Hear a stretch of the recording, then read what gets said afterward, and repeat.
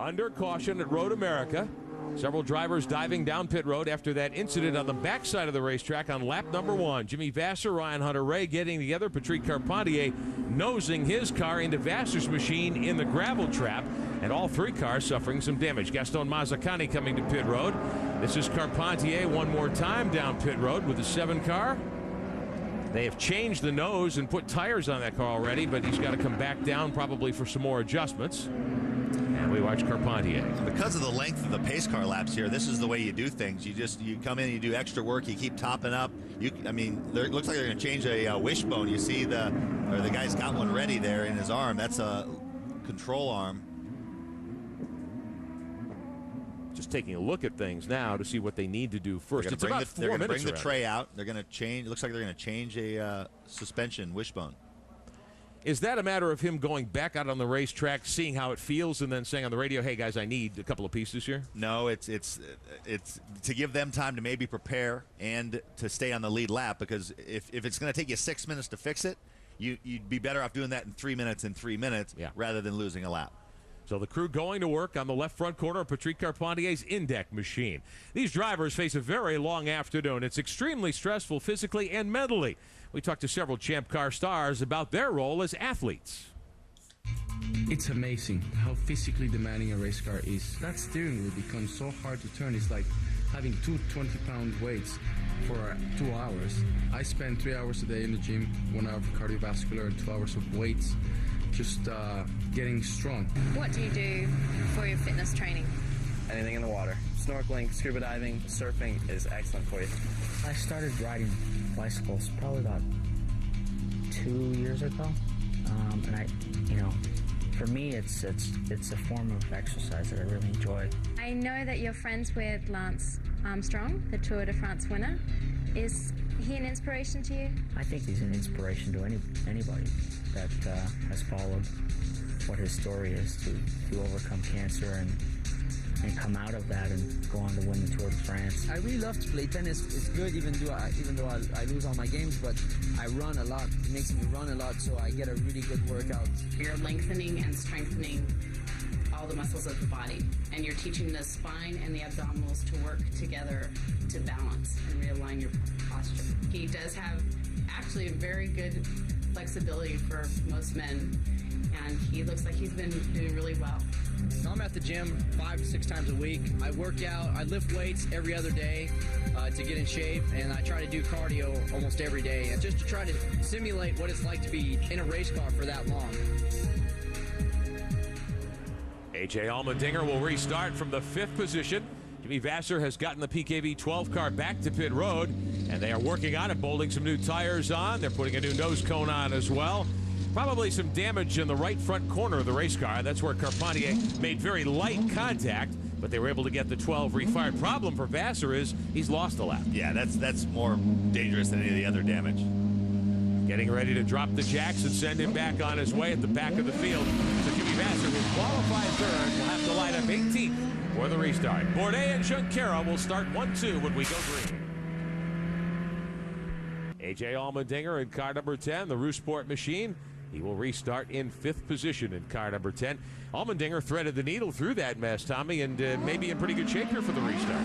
Yeah, and looking at A.J. Allmendinger, talking about that fitness, the fitness piece that we saw.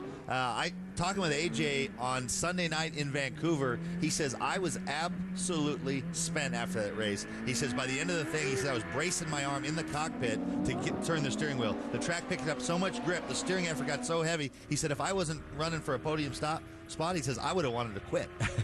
Just to try to put it into perspective, how much energy goes into running these cars. It is very taxing indeed. Preparing for a restart after a lap 1 incident. Let's take you back and show you the initial green flag.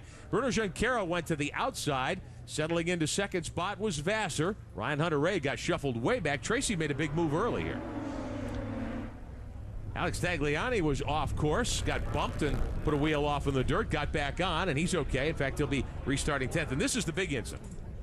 And again, I'm anxious to hear, we won't know until we talk to these 2 guys afterwards, what went down before they came into camera view, because Ryan Hunter-Reay wouldn't have gotten offline like that unless he'd gotten pushed off by Vasser. So I imagine Hunter-Reay thinks it was intentional. Jimmy might tell us he didn't know he was there. Whatever it was, something went down that led to that incident happening.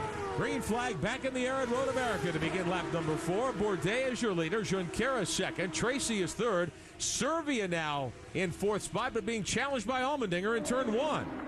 Rodolfo Levine with a big move, but gives it up on the other side.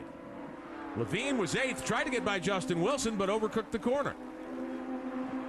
Tagliani now battling there with Levine.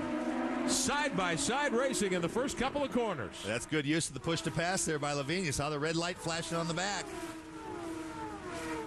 Up to 7th. How about Mario Haberfeld? Started 12th. He's climbed to 10th. He's used 30 seconds of it. Levine offline now. Haberfeld tucks in behind him. Levine really pushing hard. I think that's a byproduct of that confidence boost from Vancouver. He all of a sudden, he's not just trying to settle in and run his own race. He's actually wanting to race with people. Action deep in the pack. That's Tagliani at the front of this group, being shown 9th last time by. You're riding with Mario Haberfeld. Derek Walker's Reynard with the Cummins logos on the side. He's up behind Levine now. I've been impressed with Haberfeld. A lot of it's been masked by the performance deficit that the Reynard has, but I've been out around the course watching different sessions, and Haberfeld is really wringing the neck of that Reynard, and I've been pretty impressed with his braking and corner entry speed in that Reynard. Well, Paul Tracy's on the move to the front. His teammate just off pit road, Jan Beekes.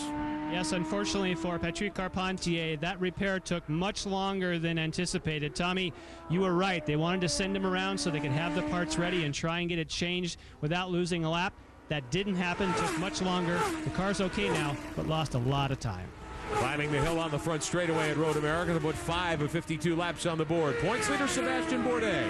4 wins in 7 starts this season, including 3 in a row. He's your early leader. Servia up to 4th spot. Big early move. Here's Wilson battling hard here. And the Roosboard car, Michel Jourdain, as they fight it out for 6th. Wilson's gotten by to take the spot.